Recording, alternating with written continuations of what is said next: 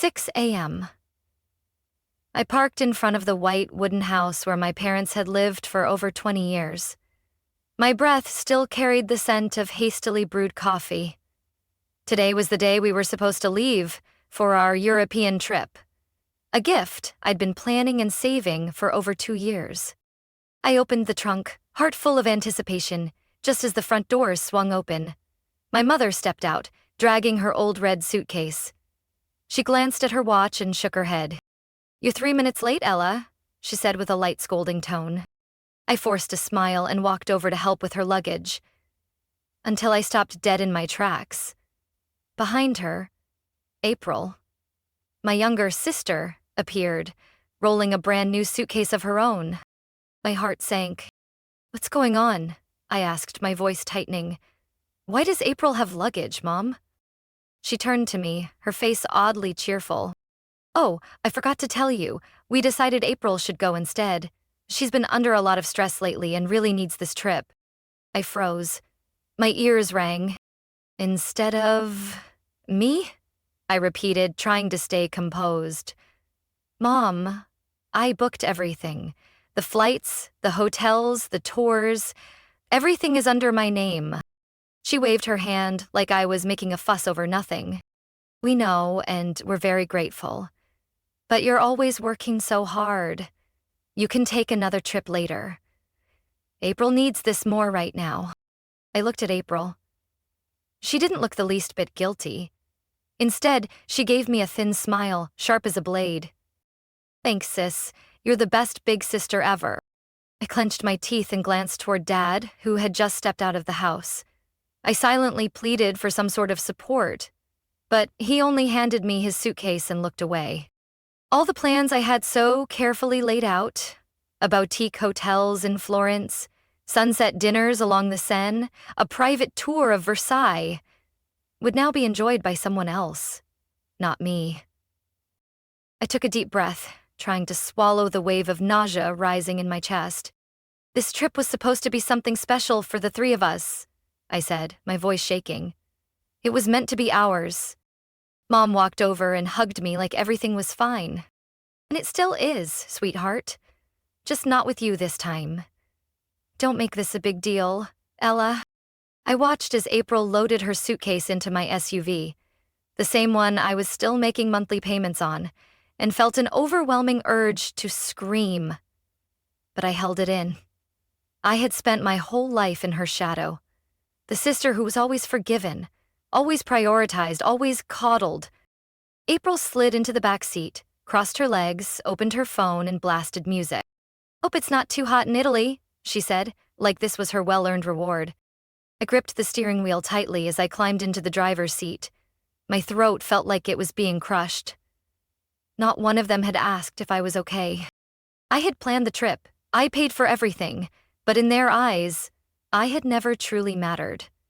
No matter how much I gave or how much I sacrificed, April would always be the one who got chosen. I didn't say a word the entire drive to the airport. April chattered nonstop about all the things she wanted to buy in Milan, about the dress she pre-ordered for photos at Piazza San Marco. Mom chimed in like everything was perfectly reasonable and pre-approved. I clenched the wheel tighter. I wasn't their chauffeur, and I certainly wasn't the sponsor of a vacation for people who treated my kindness like a given. When we pulled up at the Seattle-Tacoma International Airport, I put the car in park. Dad got out first and retrieved the bags. Mom turned back to me, placing her hand on my shoulder like she was doing me a favor. "Thank you for understanding, Ella. This is very mature of you." I gave her a tight-lipped smile. I doubted she even heard herself. April gave a little wave like she was saying goodbye to the housekeeper. "Bye, sis. Don't forget to water the plants." I didn't reply. I simply watched them walk into the terminal, disappearing into the crowd of travelers. It felt like I had just sent off a version of myself, one I was ready to leave behind. When I got home, I walked straight into the living room, shrugged off my coat, tied up my hair, and opened my laptop. The confirmation emails lit up the screen like cruel reminders. The hotel by the Seine? Cancelled. Private food tour in Florence? Cancelled. Sunset cruise in Santorini? Gone, too. The last site I opened was the airline. I paused for a moment at the round-trip business class tickets for 3. I had booked them last spring after working 3 consecutive shifts to make it happen. I didn't cancel the outbound flight. I let them go, but I did cancel the return. They'd still fly to Europe. But getting back, that was on them. I closed the laptop and leaned back in my chair. The silence in my little house felt oddly comforting. No complaints, no commands, no one diminishing my presence. My phone started buzzing as soon as their flight landed. The first message was from Mom. "Ella, the hotel says we're not in their system. Call me now." Then April. "What the heck, Ella? I'm standing at the front desk and they're saying no reservation. Fix this." I skimmed the texts and flipped my phone face down on the kitchen counter. I brewed a cup of peppermint tea and sat out on the back porch, letting the steam warm my hands. That night, I slept soundly.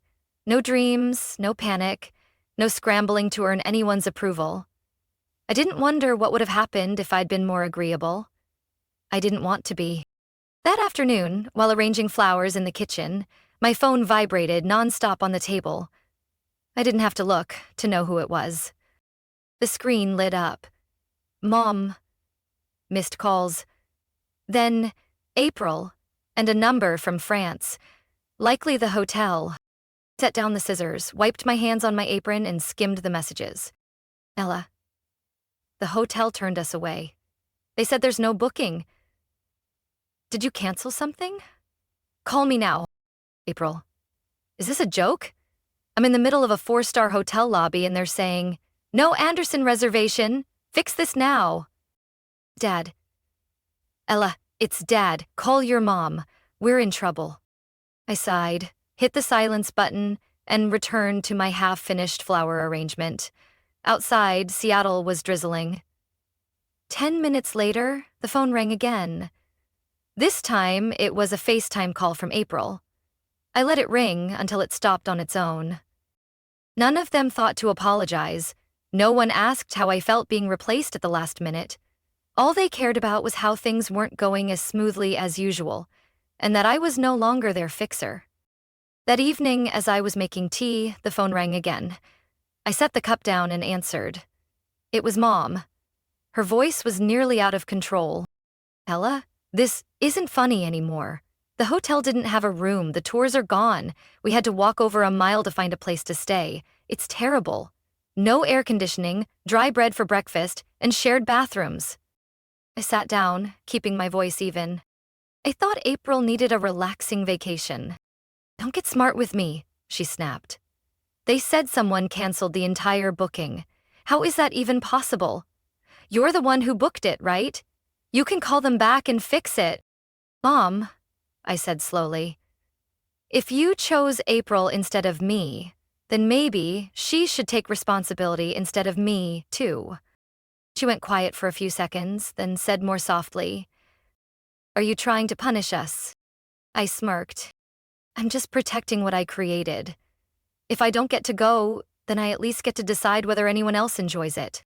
In the background, I heard April snap. "Mom, hang up.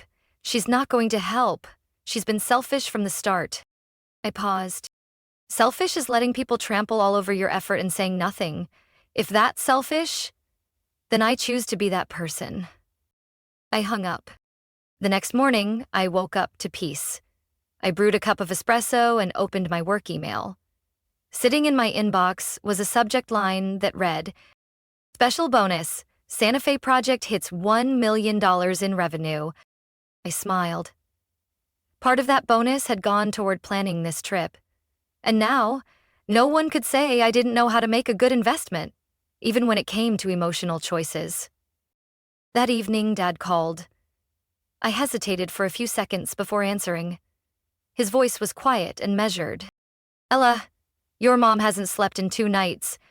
April's angry because nothing's going her way. But I just want to say something. I didn't think it would go this far." I didn't answer right away. I stepped out onto the porch, sat on the rocking chair, and listened to the rain tapping gently on the railing. "What did you think when you handed me your suitcase and looked away?" I asked. He was silent for a long time. Then, finally, he sighed. I felt guilty. But at the time, I thought letting April go was just the simplest solution. Your mom said you were busy, and I figured you wouldn't mind. I did mind, but I'm used to it, I cut in. I'm used to being the one pushed aside. He didn't say another word. Only the sound of rain and the steady breathing of a man who had just begun to realize something. Too late. I didn't blame him, but I wasn't going to rescue them either. Tomorrow, they'd have to call and rebook every service, pay for their own rooms, navigate the language barrier, learn what it's like to function without me, the person who had always quietly handled everything behind the scenes. I knew the next call was coming, and it came on Wednesday evening while I was layering lasagna in the small kitchen. The screen showed Mom's name. I set the wooden spoon down, wiped my hands, and after a moment's pause, accepted. Ella, she began, no longer angry but worn out. We need to talk. I leaned against the counter, kept my voice neutral. I'm listening. I don't understand how you could do this. Family is family. No matter what happens, you don't treat family this way. I said nothing. Her voice rose with each word. You left your dad, April, and me in a damp room, no hot water. We got turned away from 4 hotels. Do you know I cried in the street? I closed my eyes, took a slow breath. Did you cry when you cut me out of the trip? Only heavy breathing answered me from the other end. I continued, more clearly this time. I didn't do this out of revenge. I did it because I've decided not to let anyone cross my boundaries anymore. You say that like we never loved you, she snapped. I let out a soft laugh.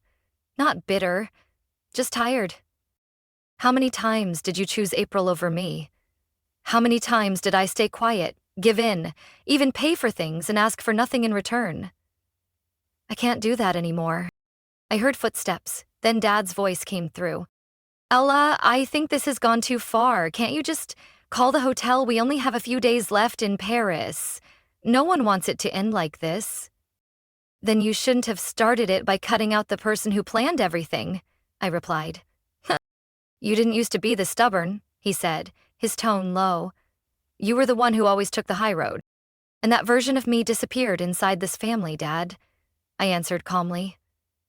Now I'm learning how to exist again. And that doesn't include cleaning up other people's messes. April's voice shouted from somewhere behind them. You're being ridiculous, Ella. Just drop the act already. What are you trying to prove? I didn't respond to her. I glanced at the kitchen clock, catching the faint smell of cheese starting to crisp at the edges of the tray. I need to turn off the oven now. If you all need help, you should call the person who replaced me on that trip. I hung up. Nothing more. That night, I ate alone under the soft glow of warm lights.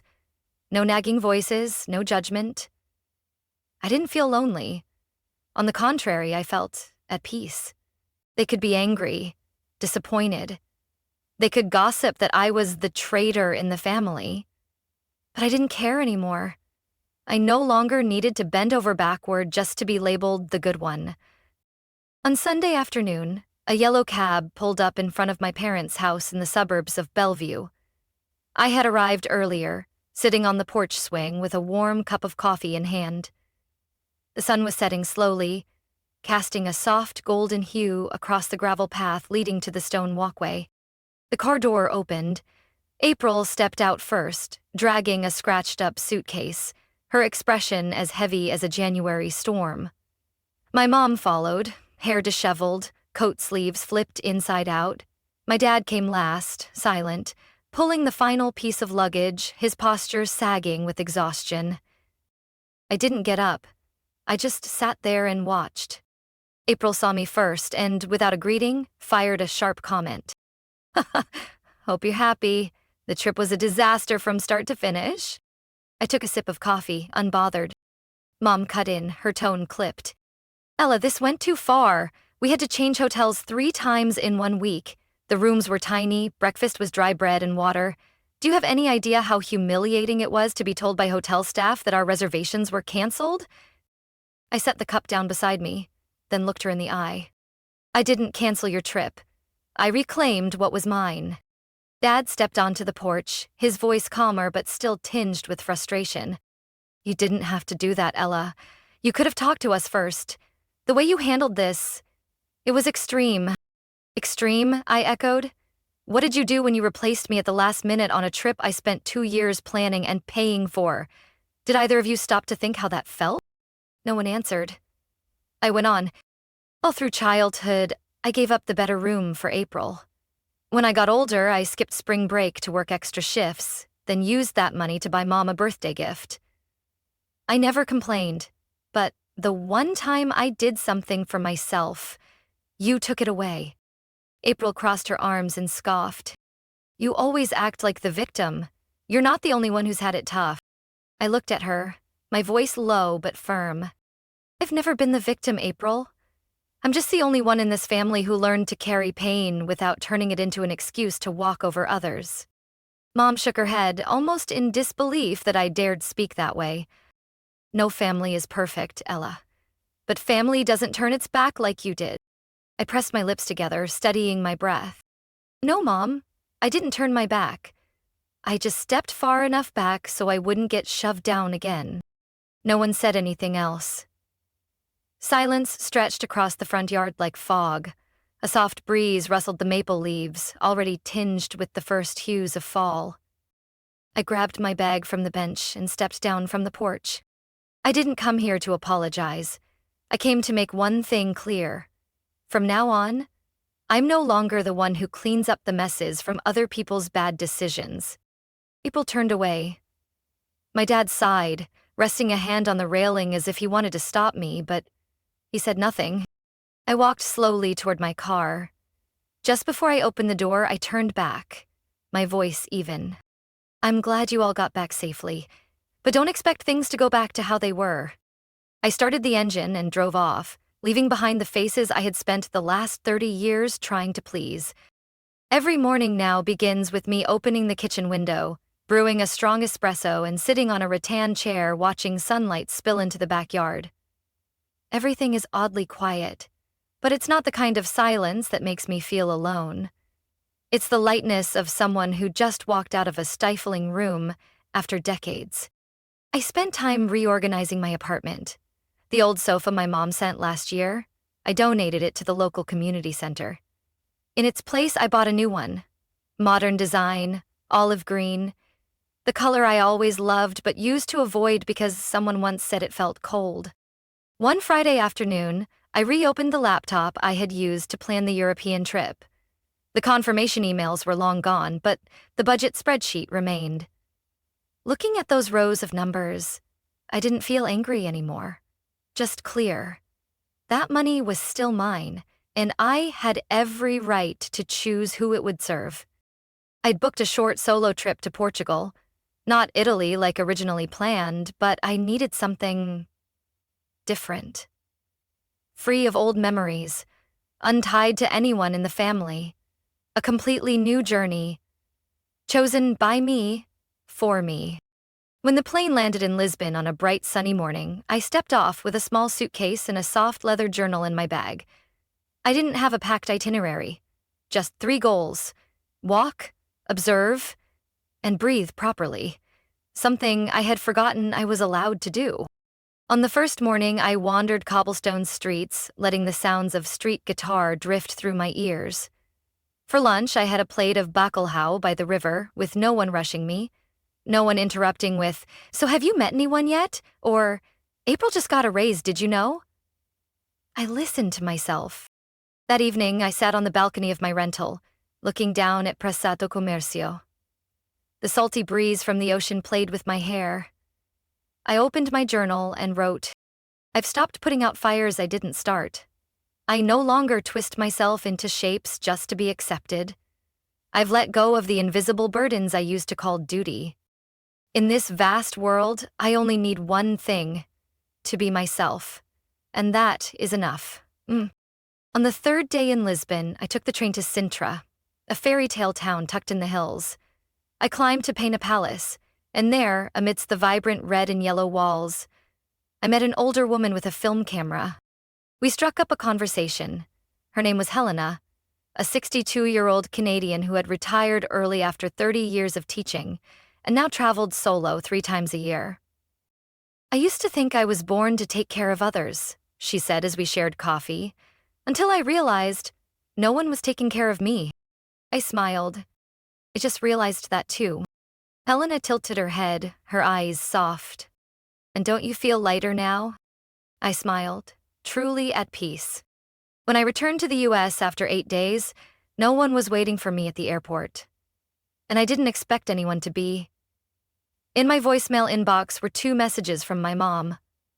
One cautious, one pleading. But I didn't play them right away. I set my suitcase down, took a hot shower, then sat by the living room window, watching the late afternoon sun fall on the neighbors' rooftops.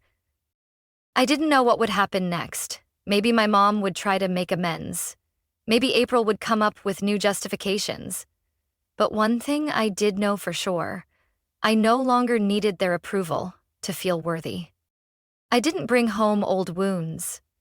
I brought back unfinished journal pages, a few stones from the beach in Cascais, and a strange, unfamiliar feeling called freedom. A week after I returned from Portugal, I got a call from my mom on a late afternoon. The phone rang 3 times before I picked up, still hesitant, not because I was angry, but because I had grown used to the calm of a life without belated apologies. "Okay?"